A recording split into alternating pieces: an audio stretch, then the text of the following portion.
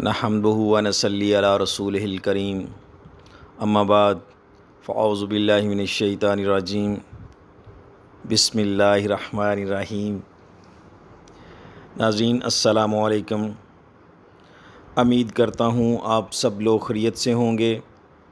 اللہ پاک آپ سب لوگوں کو اپنے حفظ و امان میں رکھے، آمین ثم آمین۔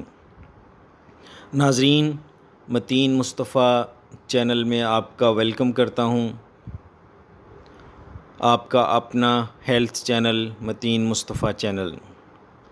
تو ناظرین، آج کا اسپیشل اور آزمودہ وظیفہ سورۃ فاتحہ کا ہے، جس سے اللہ کے حکم سے آپ کے تمام مسائل حل ہو جائیں گے اور اللہ آپ کے لیے خزانہ غیب سے رزق کے دروازے کھول دیں گے اور آپ کی تمام حاجات پوری ہوں گی۔ جو لوگ مقروض ہیں، پریشان ہیں، ہمارے بتائے ہوئے طریقوں سے سورۃ فاتحہ کا یہ عمل کریں، پھر دیکھیں کہ کیسے رزق کی برسات ہوتی ہے، کیسے پریشانیاں دور ہوتی ہیں، کیسے سکون کی نیندیں آتی ہیں، کیسے ہر تکلیف آپ سے دور ہوتی ہے۔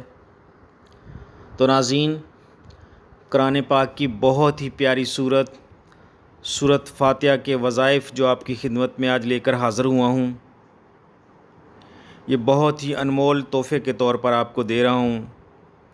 جو لوگ اس کو سمجھتے ہیں، جانتے ہیں، وہ اس کی قدر کریں گے۔ جو سمجھتے نہیں ہیں، جو شعور نہیں رکھتے، وہ تو کسی بھی چیز کی قدر نہیں کرتے۔ تو ناظرین، آئیں وظائف کی طرف چلتے ہیں۔ ناظرین، جو نیو لوگ ہیں ان کو دعوت دیتا ہوں کہ میرے چینل کو وہ ضرور سبسکرائب کر لیں اور بیل آئیکن کو ضرور پریس کریں، تاکہ میری جو بھی نیو ویڈیو آتی ہے آپ کو اس کا نوٹیفیکیشن سب سے پہلے ملے اور آپ لوگ اس سے بھرپور فائدہ حاصل کر سکیں۔ اور ناظرین، میری ویڈیو کو دوسروں تک بھی شیئر کیا کریں، لائک کیا کریں، تاکہ سبھی اس سے فائدہ حاصل کریں اور آپ بھی صدقہ جاریہ میں آپ کا بھی حصہ ڈال سکیں۔ کیونکہ ناظرین، اچھی بات کسی کو بتانا صدقہ جاریہ ہوتا ہے، اور اگر کسی کا دکھ تکلیف آپ کی باتوں سے، آپ کے بتائے ہوئے عمل سے دور ہو جاتا ہے، تو وہ ساری زندگی ناظرین آپ کو دعائیں دیتا ہے۔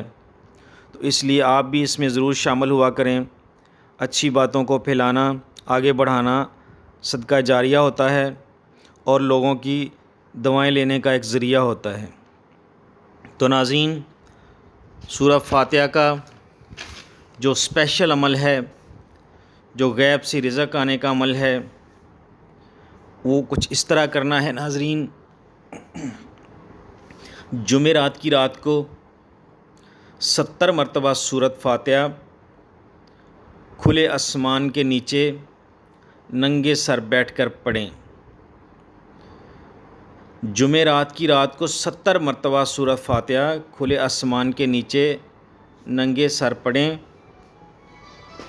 اور اگلے دن ناظرین 10 عدد تعداد کم کر دیں اور 60 مرتبہ پڑھیں۔ اسی طرح ناظرین ہر روز 10 کی تعداد کم کرتے جائیں، اور ناظرین بدھ والے دن 10 مرتبہ سورۃ فاتحہ پر پہنچ جائیں گے۔ اور ناظرین اسی طرح پھر جمعرات کو شروع کریں، 70 بار سے شروع کریں، اسی طرح یہ عمل 21 دن کریں۔ اور ناظرین پھر دیکھیں یہ کتنا اسپیشل عمل ہے کہ آپ کے جو گھر میں جو بالکل برکت نہیں ہے، بالکل مال و دولت نہیں ہے، کیسے پیسہ برستا ہے آپ کے گھر میں، کیسے رزق برستا ہے، آپ کو بالکل جہاں سے توقع بھی نہیں ہوگی ادھر سے اللہ پاک آپ کو رزق عطا فرمائیں گے۔ ایسے غیبی مدد آئے گی کہ آپ حیران ہو جائیں گے کہ میرے پاس اتنی مال و دولت کہاں سے آ رہی ہے۔ تو ناظرین یہ اسپیشل عمل ہے، اس کا خاص عمل، خاص الخاص اور مجرب عمل ہے۔ جو پریشان ہیں، جو مقروض ہیں، جو باہر کے ملک جانا چاہتے ہیں یا کوئی اپنا قرض اتارنا چاہتے ہیں، جو بھی ان کو پریشانی ہے، وہ اس کے لیے اس عمل کو 21 دن کریں، تو پھر دیکھیں قدرت کے کرشمات، قدرت کے کمالات کیسے آپ پہ ظاہر ہوتے ہیں۔ تو ناظرین سورۃ فاتحہ کے جو اور وظائف ہیں وہ بھی آپ سے شیئر کروں گا، کیونکہ سارے دل کے راز آپ سے شیئر کروں گا، چھپا کے کچھ نہیں رکھوں گا۔ تو ناظرین، سورۃ فاتحہ کا جو اگلا عمل ہے وہ ناظرین نماز تہجد کے وقت، تہجد کی نماز کے وقت 41 بار سورۃ فاتحہ پڑھنے سے آپ کا رزق انشاءاللہ بہت کشادہ ہو جائے گا۔ ہر روز 41 بار نماز تہجد کے وقت سورۃ فاتحہ پڑھیں گے تو آپ کی رزق میں انشاءاللہ بہت برکت ہوگی۔